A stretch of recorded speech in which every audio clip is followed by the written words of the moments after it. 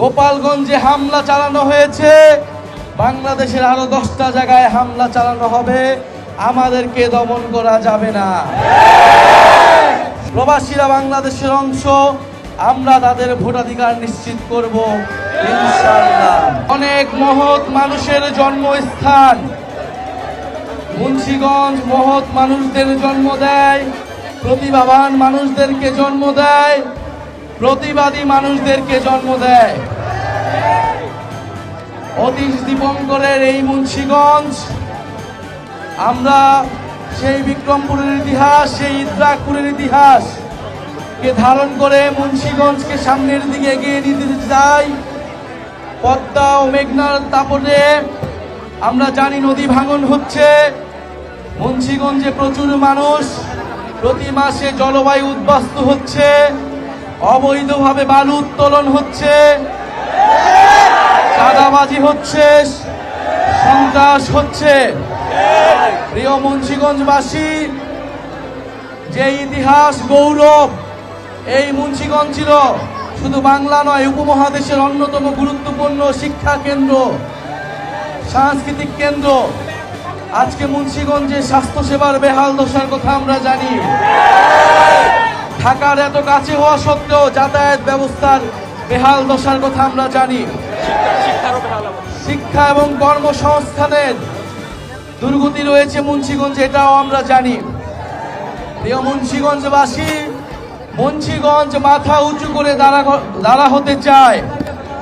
মুন্সিগঞ্জ সেই বিক্রমপুর, সেই ইদ্রাকপুরের ঐতিহ্যকে ধারণ করে দাঁড় হতে চায়। প্রিয় মুন্সিগঞ্জবাসী, মুন্সিগঞ্জের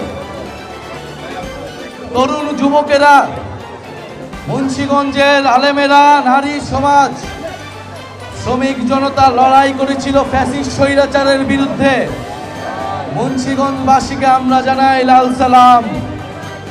আমরা জানি সামনে আমাদের আরেকটি লড়াই আসতেছে, আমরা সেই লড়াইয়ের প্রস্তুতি নিচ্ছি।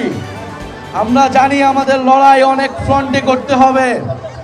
প্রিয় মুন্সিগঞ্জবাসী, সেই সাহসিকতার সাথে সামনের এই নতুন বাংলাদেশ বিনির্মাণের লড়াইও সাথে থাকবে আমরা জানি।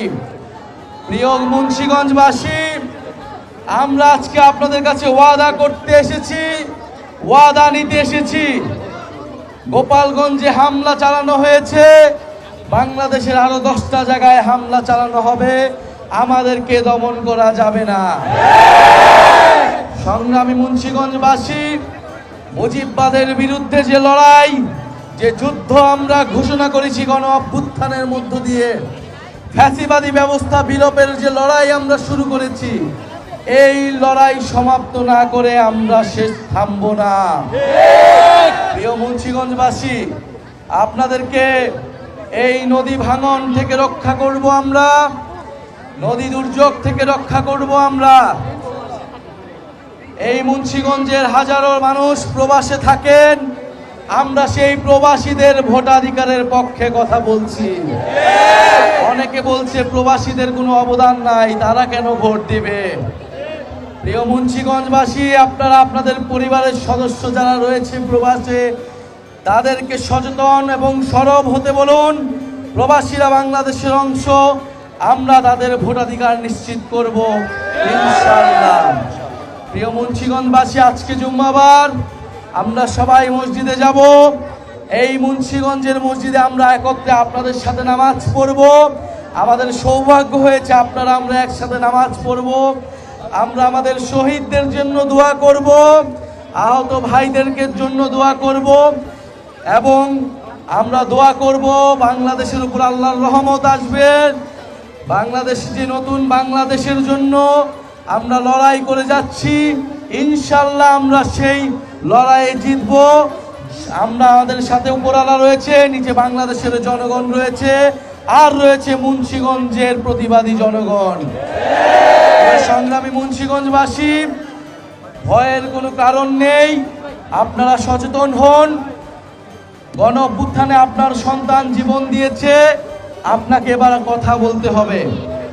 এলাকায় এলাকায়, পাড়ায় পাড়ায় আপনারা সরব হন, প্রতিবাদের সংস্কৃতি গড়ে তুলুন। ইনশাআল্লাহ আমরা যখন প্রতিবাদ করতে শিখেছি, আমরা আমাদের সকল অধিকার এবং আমাদের মর্যাদা নিশ্চিত করেই আমরা ঘরে ফিরব। দেখা হবে নতুন বাংলাদেশে। মুন্সিগঞ্জে এসে আমরা আমাদের যাত্রা শুরু করলাম। ইনশাল্লাহ প্রতিনিয়ত আমরা মুন্সিগঞ্জে আসব। মুন্সিগঞ্জ আমাদের, আমরা মুন্সিগঞ্জের, মুন্সিগঞ্জকে নিয়ে আমরা নতুন বাংলাদেশ বিনির্মাণ করব।